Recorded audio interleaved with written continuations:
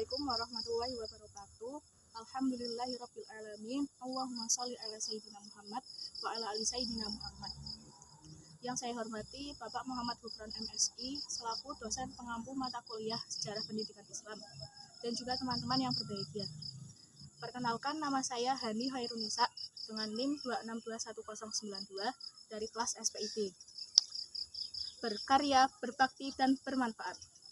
Pada kesempatan kali ini, saya akan menjelaskan motivasi dari judul atau subtema makalah yang sudah saya buat, yaitu Kemajuan Dunia Barat Eropa dalam Ilmu Pengetahuan dan Teknologi. Sesuai yang dijelaskan dalam Quran Surat Yunus ayat 101. Bismillahirrahmanirrahim.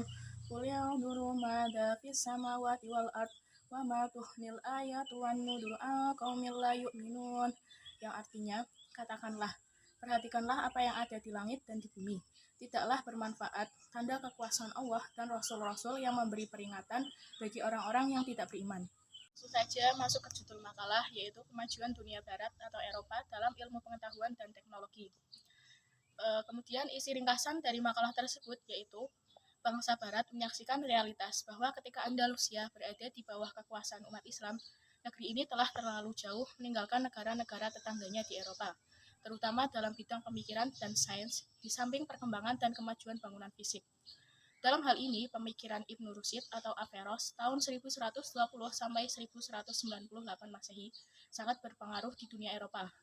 Pemikiran ini berhasil melepaskan belenggu pemikiran taklid dan mengkritik semua bentuk ketidakrasionalan.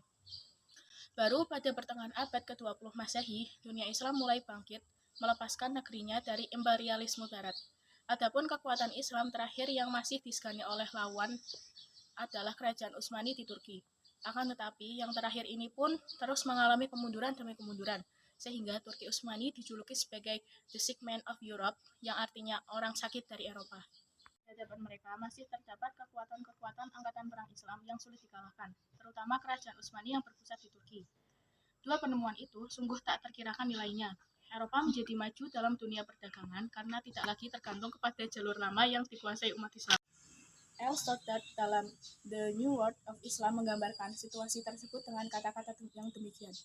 Lalu dengan sekejap mata, dinding laut itu berubah menjadi jalan raya, dan Eropa yang terpojok itu menjadi yang bertujuan di laut, dan dengan demikian yang dipertemukan tujuh di dunia. Terjadilah perputaran nasib yang maha hebat dalam sejarah seluruh umat manusia. Dalam bidang perekonomian, bangsa-bangsa Eropa pun semakin maju, karena daerah-daerah baru terbuka baginya. Mereka dapat memperoleh kekayaan yang tidak terhingga untuk meningkatkan kesejahteraan negerinya. Maka mulailah kemajuan bangsa Barat menandingi kemajuan umat Islam yang telah sejak lama memang berangsur-angsur mengalami kemunduran. Kemajuan bangsa Barat itu dipercepat oleh penemuan dan perkembangan dalam bidang. Kemudian kesimpulan dari makalah tersebut yaitu bangsa-bangsa Eropa menghadapi tantangan yang sangat berat pada awal kebangkitannya. Di hadapan mereka masih terdapat kekuatan-kekuatan angkatan perang Islam yang sulit dikalahkan, terutama Kerajaan Utsmani yang berpusat di Turki.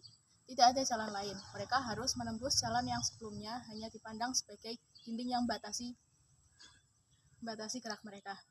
Namun ketika Eropa bangkit dengan kekuatannya, muncullah kekuatan politik baru di daratan Eropa yang dianggap secara umum sebagai faktor yang memengaruhi keruntuhan Kerajaan Turki Utsmani.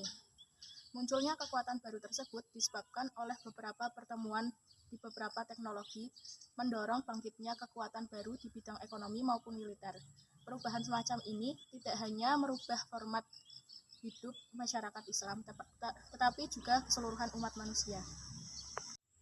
Motivasi atau poin penting yang dapat kita ambil dari judul makalah tersebut yaitu bagaimana cara dunia Eropa atau dunia Barat dalam memajukan negaranya dalam bidang ilmu pengetahuan dan teknologi. Hendaknya kita sebagai mahasiswa atau generasi penerus bangsa dapat meniru cara-cara mereka dalam memajukan negara mereka. Seperti halnya kita rajin belajar atau juga rajin memahami teknologi yang semakin maju. Dengan begitu kita bisa memajukan negara kita dalam ilmu pengetahuan dan juga tidak tertinggal dalam bidang teknologi. Sekian motivasi, ringkasan dan juga kesimpulan dari makalah yang berjudul Kemajuan Dunia Barat Eropa dalam Ilmu Pengetahuan dan Teknologi. Kemudian Syekh Hasan Al-Basri pernah berkata, barang siapa yang belajar sesuatu semata-mata karena Allah, mencari ilmu yang ada bersamanya, maka dia akan menang.